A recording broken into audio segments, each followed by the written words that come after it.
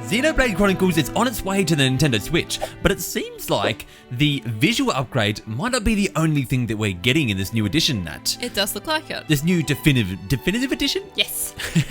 It seems like we might actually be getting an extra area. This is super exciting. This is really exciting for me. Like, personally now, I love this game. It's one of my favourite games. And just having a new area to explore. I know. Well, first of all, for the game just to come back was amazing. But then the fact that, so for those of you who don't know, in the original game, there was a cut area. It was the Bionis Left Shoulder. So, like, obviously you travel across these two giants. The Bionis was one of them. And on the left shoulder was an area that we never actually got to visit. It was something that was meant to be in the main game. In fact, the area was, like, completely done. You could visit it. Could you visit the right shoulder?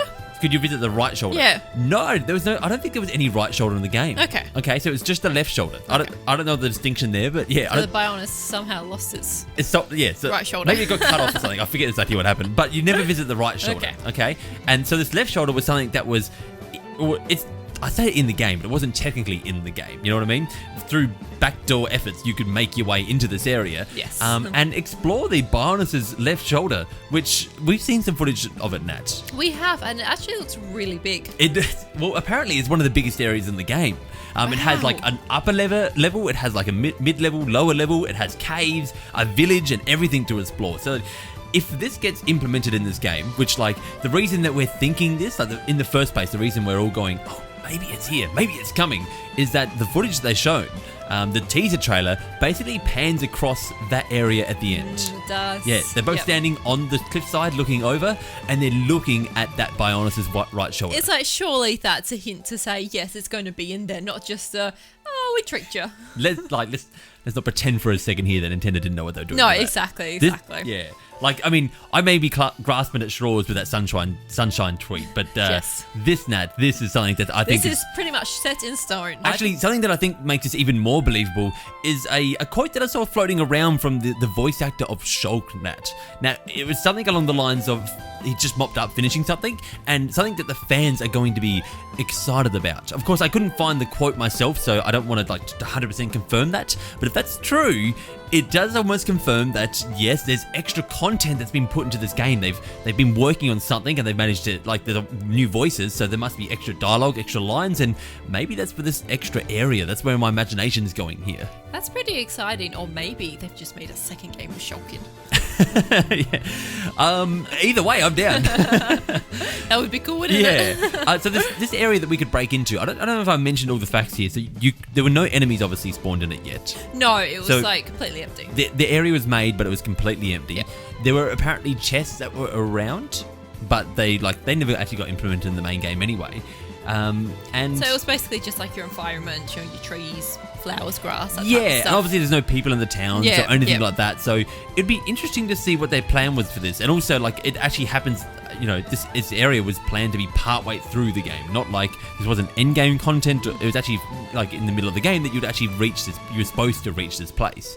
So whether they implement it to be in the middle of the game and have that extra story finally in there, or maybe the other option here, Nat, maybe that they're going to include this as end game content now, have some really hard bosses and stuff like that in there. It'll be interesting to see where they go with it. Just think it's great seeing these games come back and they've actually put that extra content in now. You know, that's a really good point, Nat. It does make me wonder about the future of games, you know, where, like, we do see more releases like this coming out. We do see more games and just getting the remake, the remastered treatment.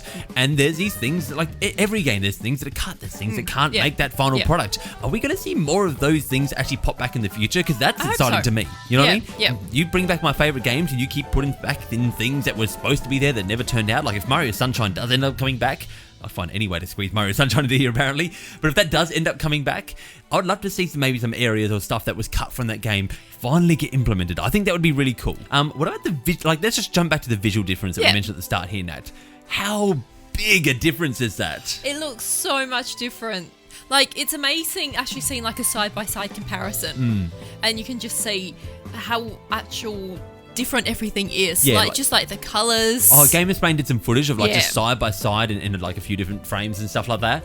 And my goodness, Nat, like you said, the colours, the textures, the lighting. I know, nothing looks flat anymore. Nothing looks flat. Like the original, Nat, it's amazing. The original looks like someone had a piece of art and then they got a sponge and just wiped it over it, just smeared it around a little bit. You know, it does. Like the grass where Shulk is laying in, it just looks It looks pretty bad in Even the like Wii version. yeah, like even Shulk's face looks like someone who was wearing makeup and then like just got a sponge off to get the makeup off, and it's Like, just his hair looks grey. yeah, It doesn't even look blonde. it does not look the same. It's amazing the difference it makes. So It's just like the dragonfly that's flying around him, actually looked like it was popping out more of the screen. everything has more depth to Yep, it. It just yep. they've made a huge difference. And I've seen some talk that maybe this is running in the Xenoblade Chronicles 2 engine.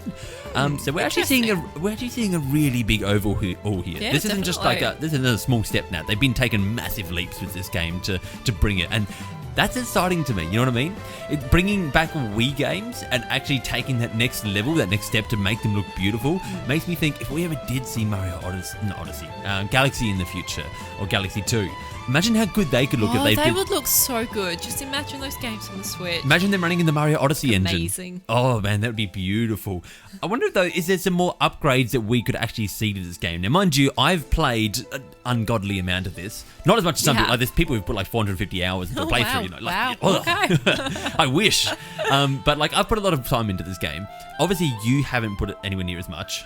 And none. By none, that would be. Yeah. I'm surprised that I haven't actually played any Xenoblade games. I'm surprised in you, Nat, as well, honestly. Like, what are you doing?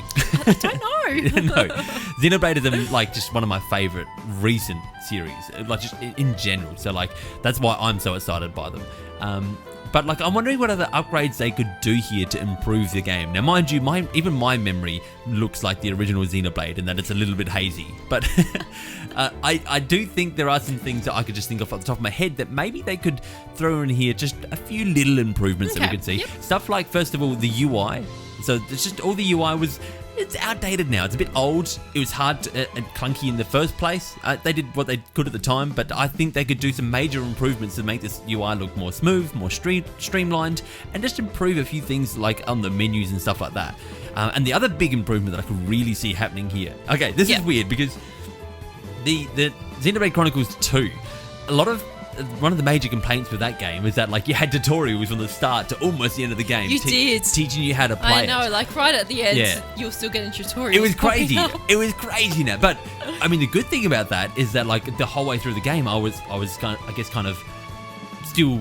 I learned how to play the game. I found in Xenoblade, a lot of people were confused by it, but Xenoblade Chronicles 2, and maybe it's because I played the first one, in number 2, I could figure out what I was doing, you know what I mean? And like I knew the combat system and I knew how to play it. Xenoblade Chronicles 1, I do remember getting a fair way through that game and still having no idea what I was doing in combat. Just being like, okay, like I'm pressing some buttons. Like mashing buttons. I don't know what this timing thing that's coming up is done. How do I actually get these to appear? I didn't know everything about it. And so I think that maybe they could do a better job of teaching you about that type of stuff in the game. Maybe, but again, like here's me just trying to remember what I found hard about the game. It's not like I played it yesterday. I'm like this and this and this. Yeah, exactly. You know? You're thinking back to a game you played, maybe 10 years ago? Yeah, it's a while ago now. So I'm excited for this. I'm hoping there are the new area. I know the visual upgrades are beautiful, and I'm hoping that we do get some more tweaks and other stuff happen to this game to bring it up to current standards, as well as give me more to play, because this game's great. Yeah, definitely. Now, I feel like you're super excited about it, but we don't actually have a concrete date yet. No, next we only year. know 2020 for all we know. This time next year, we might still be waiting for it. I hope not, Nat, but like, who knows? I mean, Xenoblade is generally actually a December game. So this could be December next year for all we know. Surely they wouldn't show it this far in advance, though. Surely not. I wouldn't put it past them, honestly. Like, I would say maybe they're trying to get next year ready. They didn't want to blow anything big out of the water. And if this is what they've got at the moment, maybe they said Xenoblade is what we want to show. And then we're going to save, the big announcements, the Paper Mario 1000 Year Door remake until the next Direct coming up. Maybe, but I'm going to go with like April next year. You know, it's April. Yeah. I hope you're right, Nat. Oh my goodness, I hope you're right.